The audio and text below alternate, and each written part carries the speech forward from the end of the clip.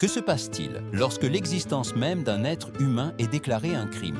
Ce n'est pas une question rhétorique sans conséquence, mais la condamnation qui a marqué des milliers d'hommes au cœur de l'Empire byzantin.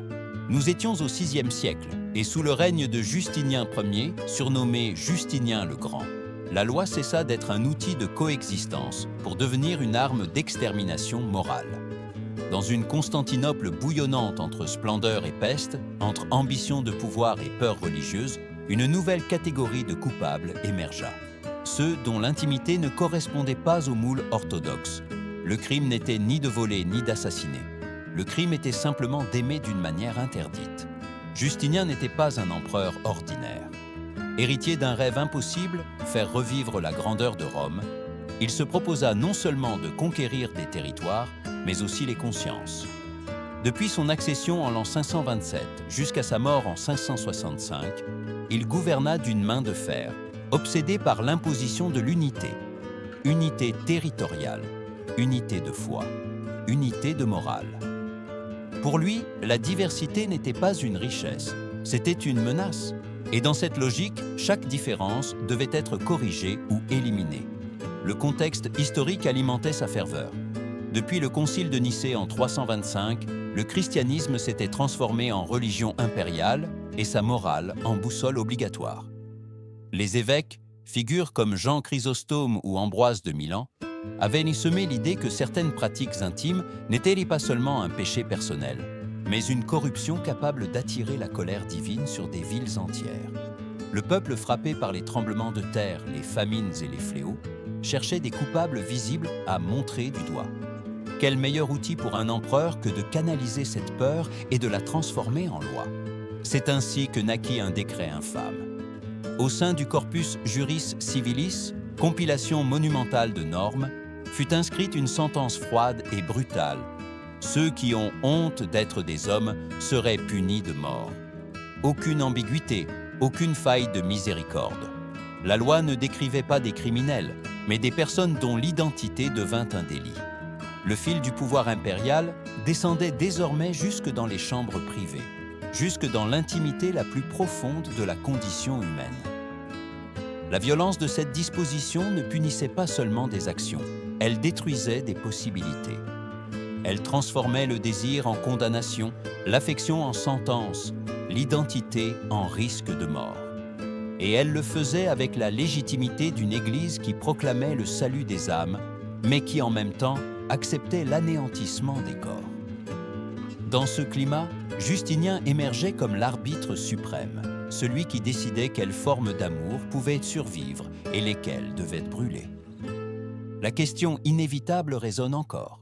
Justinien était-il un croyant convaincu qui craignait pour la pureté de l'Empire, ou un politicien habile qui comprit que la peur est la plus efficace des chaînes?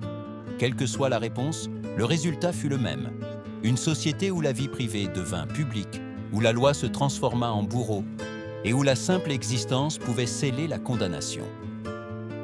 Ce fut le début d'un chapitre sombre où religion, pouvoir et peur se fondirent en une seule voix. Une voix qui n'admettait pas de réplique, une voix qui disait « Ta vie est illégale ». Et cette sentence, inscrite dans le marbre et le feu, marquerait des générations. Pour comprendre la portée de ces lois, il faut d'abord regarder l'homme derrière la couronne. Justinien est né en 482 dans une famille d'origine modeste, dans la province de Dacie méditerranéenne, mais grâce à son oncle Justin, il accéda au trône impérial. Dès le début, il fut convaincu que le destin l'avait choisi non seulement pour gouverner, mais pour restaurer la gloire perdue de l'Empire romain. Il ne se contentait pas de maintenir un trône, il voulait inscrire son nom dans l'éternité. L'ambition de Justinien se manifesta sur de multiples fronts. Sur le plan militaire, il tenta de récupérer les territoires occidentaux tombés aux mains des Goths et des Vandales, envoyant son général Bélisaire reconquérir la Méditerranée. Sur le plan architectural, il érigea des œuvres majestueuses comme la basilique Sainte-Sophie, symbole de pouvoir céleste et impérial à la fois. Mais sa véritable obsession fut le droit, rassembler, ordonner et codifier des siècles de lois romaines dispersées. Ainsi naquit le Corpus Juris Civilis, une œuvre monumentale qui influence encore aujourd'hui les systèmes juridiques de la moitié du monde. Pour Justinien, la loi était plus qu'un instrument. Elle était l'incarnation de sa volonté et la preuve que son empire était la nouvelle Rome. Dans ce projet de grandeur, la religion joua un rôle central. Justinien était convaincu que la foi chrétienne devait être le ciment spirituel de son règne. Il ne tolérait ni les hérésies ni les déviations. Il persécutait les monophysites, les manichéens, les païens cachés. Et dans cette vision uniforme, les relations qui échappaient au modèle hétérosexuel n'étaient pas une affaire privée, mais une menace à la stabilité de l'ordre divin et politique. L'empereur ne distinguait pas l'âme de l'État. Ce qui s'éloignait de la doctrine était un danger pour les deux. L'influence de l'impératrice Théodora ajoute une nuance fascinante. Ancienne actrice et courtisane, Théodora accéda au trône aux côtés de Justinien et exerça une autorité peu commune pour une femme de son époque. Défenseuse des droits des femmes, protectrice des prostituées et des orphelins, sa voix influença plusieurs réformes sociales. Mais sur le thème de la morale sexuelle, son rôle est plus ambigu. Certaines sources suggèrent que, ayant été l'objet de critiques féroces pour sa vie passée, Théodora chercha à durcir les normes pour réaffirmer sa position d'impératrice pieuse. Ainsi, le personnel se mêlait aux politiques et l'intime au légal. Justinien souhaitait que son empire ne dominât pas seulement les corps, mais aussi les consciences. L'empereur ne se contentait pas que ses sujets lui obéissent. Il voulait qu'ils pensent et aiment conformément à l'orthodoxie. La loi devint alors le miroir de son obsession. Chaque décret était une pierre dans l'édifice de son immortalité. Chaque condamnation, un avertissement que le pouvoir impérial pouvait décider jusqu'à la forme même du désir. À ce stade, une doute inquiétant surgit. Justinien était-il un homme de foi sincère, convaincu de purger l'Empire pour le sauver, ou fut-il un gouvernant qui utilisa la religion comme masque d'un contrôle absolu? Peut-être les deux. Et c'est peut-être là que réside la clé de sa force et de son danger. Dans la fusion mortelle de la dévotion et de la politique. Dans la conviction qu'il n'était pas seulement empereur, mais instrument de Dieu sur terre. Avec ce contexte, ces lois contre l'antinaturel ne semblent pas des caprices isolés, mais une partie d'un projet total. Construire un empire éternel où rien n'échapperait au regard du souverain. Mais cette éternité était édifiée sur les corps de ceux qui furent réduits en cendres. Le Codex Justinianus n'était pas seulement un recueil juridique, c'était un manifeste politique et spirituel. Y fut gravé l'ordre catégorique. Les hommes qui entretenaient des relations avec d'autres hommes devaient mourir. Il n'y avait pas de nuance, pas d'appel. Aucune rédemption n'était envisagée. La sentence était définitive, comme si elle provenait directement de la bouche de Dieu et non de la plume d'un législateur.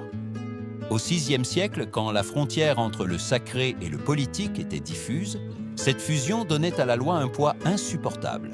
Elle devenait une épée divine, un outil de purification de la société.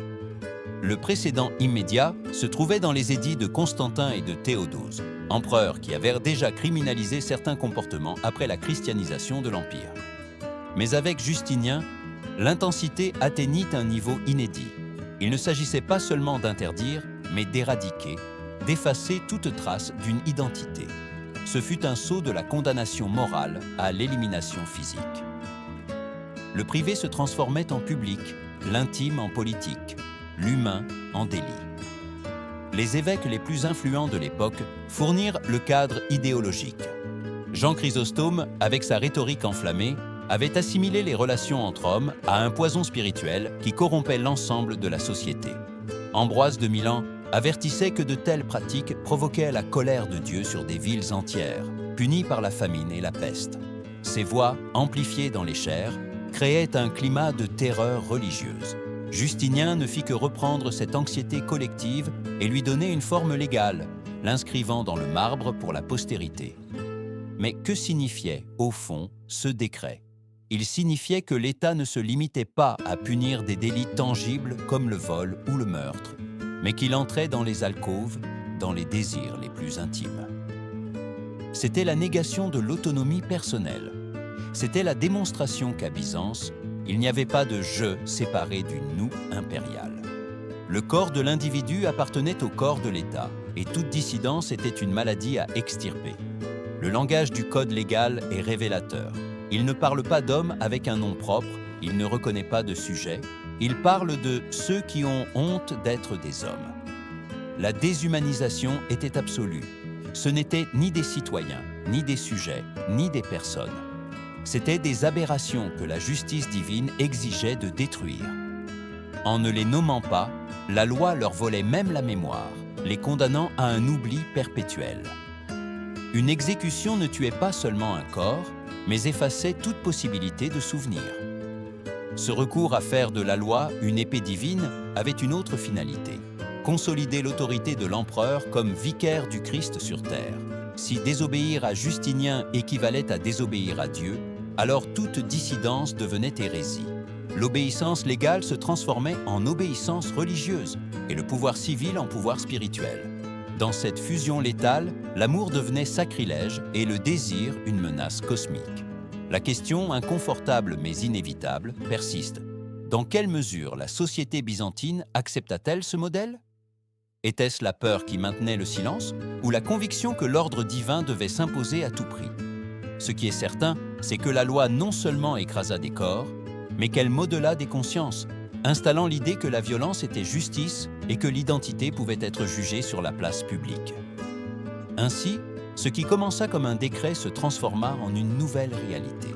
L'État comme bourreau, l'Église comme juge, et l'amour comme crime capital. Le fil de cette épée divine projette encore son ombre sur la mémoire de l'Europe. En 559, Justinien poussa sa logique un pas plus loin. Il ne suffisait pas de condamner des actes privés. Il liait désormais directement ces pratiques aux catastrophes naturelles. Dans son nouvel édit, il proclama que les villes qui toléreraient de tels péchés seraient punies par des tremblements de terre, des pestes et des famines. La menace n'était plus individuelle, mais collective. Une minorité pouvait condamner tout le monde. De cette manière, l'empereur transformait la peur en outil politique, manipulant la fragilité d'une société qui souffrait déjà de calamités constantes. Il ne faut pas oublier que Constantinople avait survécu à l'un des épisodes les plus dévastateurs de l'Antiquité. La peste de Justinien qui, à partir de 541, ravagea l'Empire, causant des millions de morts. La capitale était également exposée à des tremblements de terre fréquents et à des famines périodiques. Dans ce contexte d'incertitude, toute malchance pouvait être interprétée comme un châtiment divin. Justinien, habile stratège de la peur, sut exploiter cette mentalité. Si la peste revenait, si la terre tremblait, si les greniers se vidaient, il y aurait toujours un coupable désigné, ceux qui vivaient contre nature. L'impact psychologique fut profond. Les habitants de Constantinople ne craignaient pas seulement la loi, mais aussi la colère divine qui se présentait comme inévitable. Les villes de l'Empire commencèrent à se surveiller, cherchant des boucs émissaires dans les recoins sombres, dénonçant des voisins, rapportant des soupçons. La peur du désastre transforma chaque citoyen en gardien de la morale impériale. Le contrôle ne dépendait plus uniquement des soldats ou des juges, mais de la paranoïa collective. Le plus inquiétant est de voir comment la logique de Justinien s'inscrivait dans une vision cosmique plus large de l'époque. Dans la mentalité byzantine, l'empereur était le reflet de Dieu sur terre, et son devoir était de maintenir l'ordre universel. Si l'ordre était brisé, la nature elle-même se rebellait. Selon cette cosmovision, punir ceux qui défiaient la norme n'était pas de la cruauté. C'était une manière de sauver l'empire de la destruction. Le feu, l'épée, l'exil, tout était justifié comme des remparts contre le chaos. Mais derrière cette théologie de la peur se cachait aussi une stratégie de pouvoir. En liant le comportement sexuel aux catastrophes naturelles, Justinien obtenait ce que tout gouvernant autoritaire désire. Un ennemi invisible, impossible à éradiquer complètement, qui justifiait une surveillance perpétuelle. Chaque tremblement de terre, chaque épidémie de peste devenait une preuve de la nécessité de ces lois. Ainsi, l'Empire tout entier se retrouvait pris dans un cercle vicieux. Peur, châtiment, silence. Il est légitime de se demander, Justinien croyait-il vraiment que les dieux envoyaient des tremblements de terre pour l'intimité de quelques-uns? Ou était-ce un stratagème calculé? L'histoire ne nous donne pas de réponse définitive, mais elle nous montre les conséquences. L'édit de 559 marqua un point de rupture. À partir de ce moment, l'amour n'était plus seulement un délit, mais aussi une menace cosmique. L'individu était réduit à un bouc émissaire universel. La terreur ne se limitait plus aux exécutions. C'était un air épais qui se respirait dans les rues et les places, un rappel constant que le moindre tremblement de terre pouvait sceller votre destin. Sous Justinien, la catastrophe devint un argument politique, et la vie humaine une monnaie d'échange pour apaiser la fureur d'un dieu que l'empereur prétendait interpréter. Lorsque les décrets de Justinien se matérialisèrent dans la vie quotidienne, la terreur prit une forme rituelle. L'exécution publique n'était pas seulement une punition, c'était un spectacle soigneusement conçu pour humilier, intimider et effacer. Les accusés de conduite antinaturelle étaient arrachés de leur foyer, traînés dans les rues et montrés du doigt avec des pancartes décrivant leur prétendu crime. La foule s'agglutinait pour regarder. La honte devenait théâtre et la mort cérémonie. Le feu s'érigeait en protagoniste. Brûler vifs les condamnés était perçu comme un acte de purification spirituelle. La flamme, qui consumait la chair au milieu des cris, symbolisait pour la foule le triomphe du divin sur l'impur. Mais derrière cette mystique se cachait une logique brutale, détruire l'homme pour nettoyer la ville. Le bûcher ne punissait pas seulement un individu, il prétendait exorciser un mal collectif.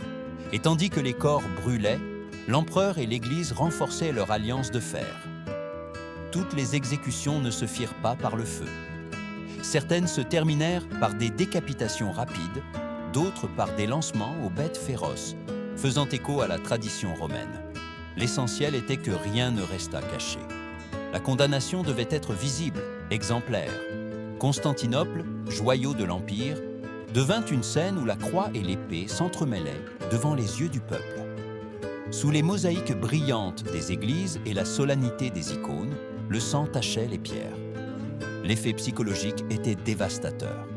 Les présents n'assistaient pas seulement à la mort d'un homme, ils étaient témoins d'un avertissement. Ceci t'arrivera si tu oses défier l'ordre de Dieu et de l'empereur.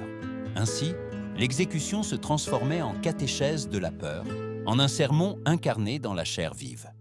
La foule tremblait, priait, intériorisait l'idée que le désir pouvait être mortel. Le silence devenait une habitude, la vigilance une nécessité. Procope de Césarée, chroniqueur du règne de Justinien, évita de parler directement de ces lois dans ses écrits officiels.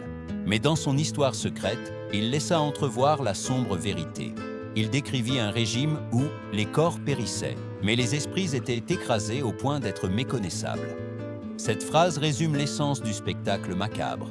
Il ne suffisait pas de tuer, il fallait briser la volonté, réduire l'accusé en poussière sans mémoire et montrer au peuple qu'il n'y avait pas d'alternative en dehors de l'obéissance. La flamme éclairait, mais aussi effaçait. Le bûcher dévorait noms, amour, vies entières. Il ne restait que l'écho des cris et la certitude que la loi pouvait traverser les murs de n'importe quel foyer. La justice byzantine ne cherchait pas à racheter, elle cherchait à extirper. La punition était théâtre et dogme, violence sacralisée. Et ainsi, entre épée et feu, Justinien forgea un ordre où la mort se revêtait de liturgie. Mais que se passe-t-il lorsqu'un empire convertit l'exécution en spectacle religieux? Est-il possible que la foi survive intacte après avoir été utilisée comme masque pour la terreur? L'histoire nous invite à regarder ces flammes non pas comme un symbole de pureté, mais comme des miroirs d'une société qui a accepté la violence comme justice. L'histoire officielle du règne de Justinien fut écrite à l'ombre de la censure et de la peur. Les chroniqueurs servant la cour osèrent à peine mentionner les lois contre les relations antinaturelles. Les textes célébraient ses conquêtes militaires, sa codification légale, ses majestueux monuments comme Sainte-Sophie. Mais concernant les corps brûlants sur les places, les humiliations publiques, la répression d'identités entières, silence absolu. La plume des historiens se taisait là où parlaient les bûchers. Ce silence n'était pas fortuit. Il faisait partie de la stratégie du pouvoir. Ce qui n'est pas nommé n'existe pas. En effaçant les condamnés des chroniques, l'Empire parvenait à une double mort, la physique et celle de la mémoire. Pas de nom, pas d'histoire, pas de visage. Seulement l'écho d'une loi écrite dans la pierre, sans sujet, sans victime reconnue. C'était une violence archivistique, aussi létale que l'épée. Mais au milieu de ce mutisme, une fissure apparut, Procope de Césarée. Historien officiel, il accompagna Justinien dans ses campagnes militaires et écrivit sur ses exploits dans l'histoire des guerres. Là, en bon serviteur de la cour, il dépeignit l'empereur comme un monarque glorieux. Cependant, dans son œuvre secrète, l'histoire secrète, il osa dévoiler l'autre face, celle d'un régime cruel, d'un empereur tyrannique et d'une impératrice impitoyable. Bien que Procope ne nomme pas explicitement les lois contre la sodomie, ces mots résonnent comme un témoignage indirect.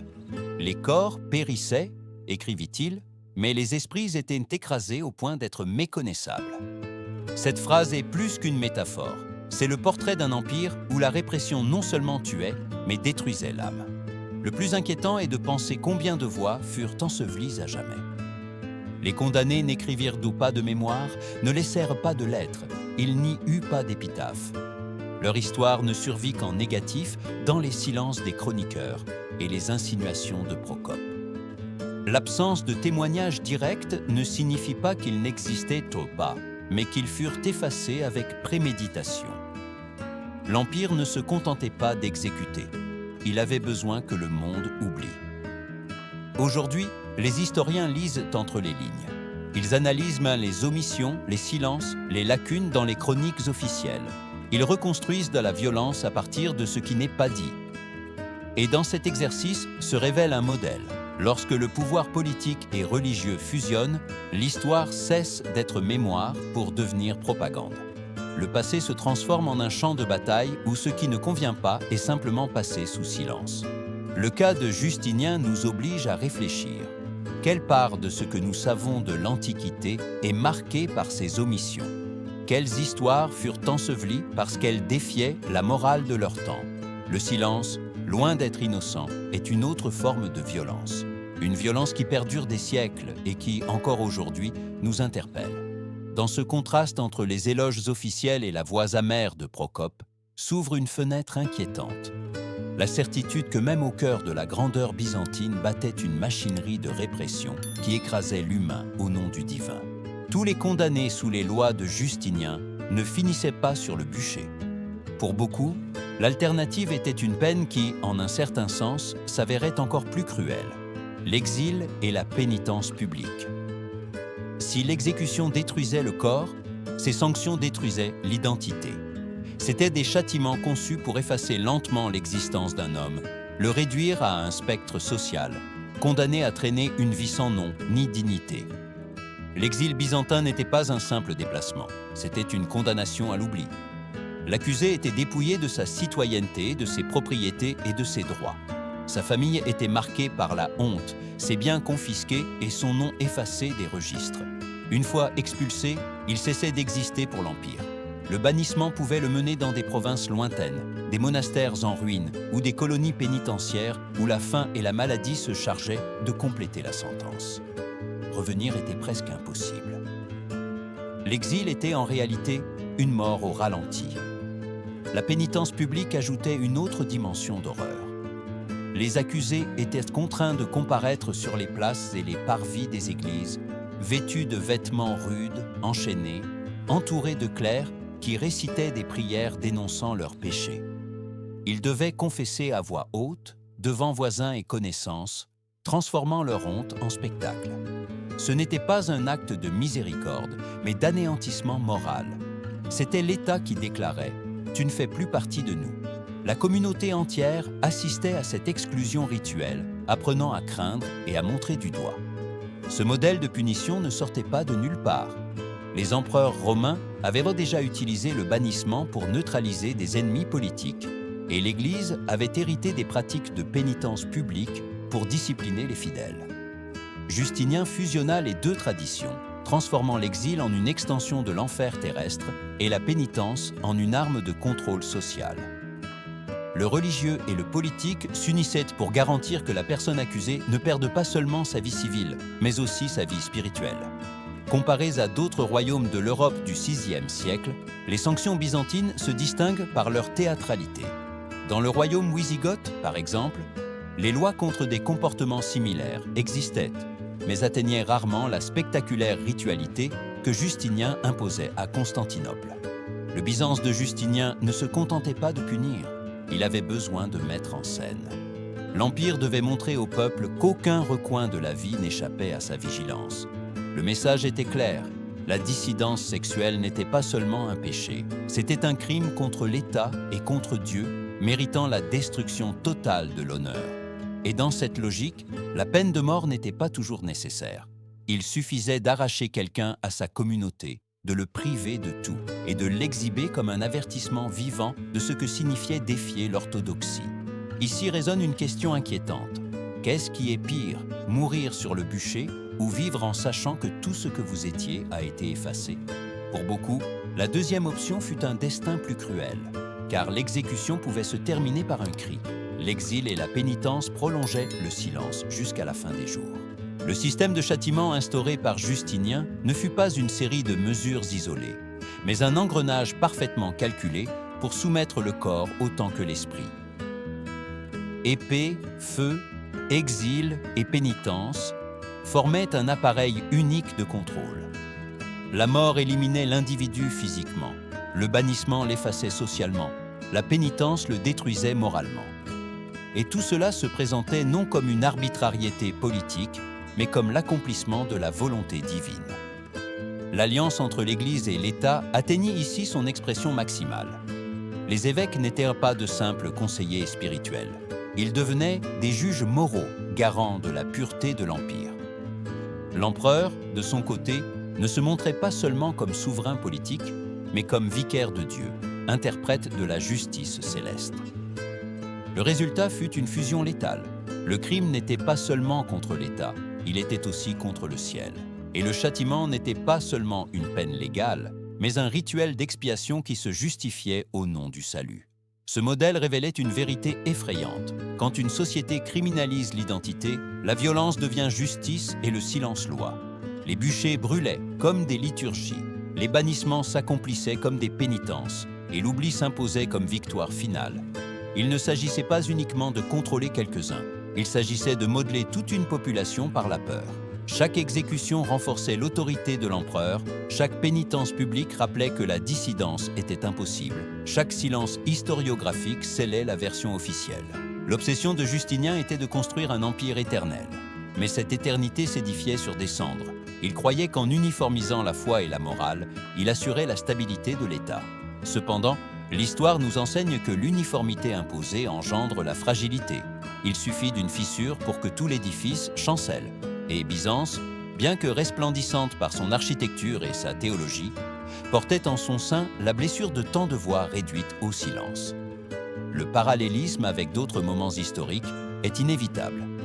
Des siècles plus tard, l'Inquisition répétera le même schéma. Église et État unis dans des persécutions qui justifiaient la torture au nom de la vérité. À des époques plus récentes, des régimes totalitaires ont utilisé la même logique, transformer la différence en menace et la menace en excuse pour réprimer. Justinien, en ce sens, fut un précurseur du contrôle absolu, un laboratoire où fut expérimentée la fusion du pouvoir terrestre et de la justification divine. La question qui résonne à travers les siècles est claire. Qu'arrive-t-il à un peuple quand il apprend à confondre la foi avec la peur, la loi avec la violence, la justice avec l'extermination? La réponse se trouve dans les silences, dans les absences, dans les vies effacées, car la véritable victoire du régime ne fut pas seulement de tuer, mais de parvenir à ce que des générations entières acceptent la terreur comme une partie naturelle de l'ordre. Dans ce scénario, l'Église et l'État ne furent pas les gardiens des âmes, mais leurs bourreaux. Et le prix de cette union fut la condamnation de tout ce qui échappait à la norme. L'histoire du règne de Justinien nous laisse un avertissement aussi troublant qu'actuel. Lorsque le pouvoir politique se pare d'atours divins et transforme la morale en loi, le résultat n'est pas le salut, mais la répression. Les bûchers de Byzance ne furent pas seulement un épisode isolé d'intolérance religieuse, mais un laboratoire de ce qui se passe lorsque l'identité des personnes est criminalisée et que la peur s'érige en fondement de l'État. L'empereur qui rêvait d'un empire éternel a, en effet, laissé une empreinte indélébile. Ces lois continuent d'influencer les codes juridiques jusqu'à aujourd'hui, mais elles ont aussi laissé des cicatrices invisibles, des communautés entières effacées, des noms que nous n'avons jamais connus, des amours condamnés à la clandestinité. L'éternité de Justinien s'est construite sur la fragilité de vies humaines, réduites en cendres. Et c'est là le véritable visage du pouvoir absolu, la capacité de transformer le désir en délit et la différence en menace. Regarder en arrière vers cette Byzance de feu et de silence devrait nous amener à une réflexion inconfortable. Ne voyons-nous pas encore des échos de cette logique dans notre monde? Dans les sociétés modernes, où l'identité est encore débattue, où la morale est utilisée comme arme politique, où la différence provoque la persécution, le même mécanisme que Justinien a perfectionné il y a près de 1500 ans ne se répète-t-il pas sous de nouveaux déguisements? L'histoire n'est pas un passé mort, c'est un miroir qui renvoie nos propres visages. La leçon, par conséquent, n'est pas seulement de se souvenir de la cruauté d'un empereur, c'est comprendre que la dignité humaine ne doit jamais être à la merci de dogmes ou de lois qui confondent foi et contrôle. C'est assumer que la mémoire de ceux qui furent effacés nous exige de surveiller toute tentative de justifier la violence au nom du sacré. C'est se souvenir que la vraie justice n'a pas besoin de bûcher ni d'exil, mais de respect et de liberté. Procope, dans son Histoire secrète, écrivit avec amertume « Il ne s'inclina jamais à montrer de la miséricorde, seulement à détruire. » Mais nous, lecteurs du XXIe siècle, pouvons lui répondre autrement. Nous pouvons tirer de l'oubli ceux qui furent réduits au silence, donner une voix à ce que la loi a tenté d'effacer, et apprendre qu'aucune civilisation n'est éternelle si elle est édifiée sur la négation de l'être humain. Et maintenant, la question reste ouverte pour vous, spectateurs. Qu'en pensez-vous? Croyez-vous que l'histoire de Justinien n'est qu'un souvenir lointain ou un avertissement qui nous concerne encore? Laissez vos commentaires. Partagez cette vidéo si vous pensez que ces leçons méritent d'être connues. Et n'oubliez pas de vous abonner à History Quest, où nous continuons à révéler les secrets les plus sombres et les vérités les plus inconfortables de notre passé.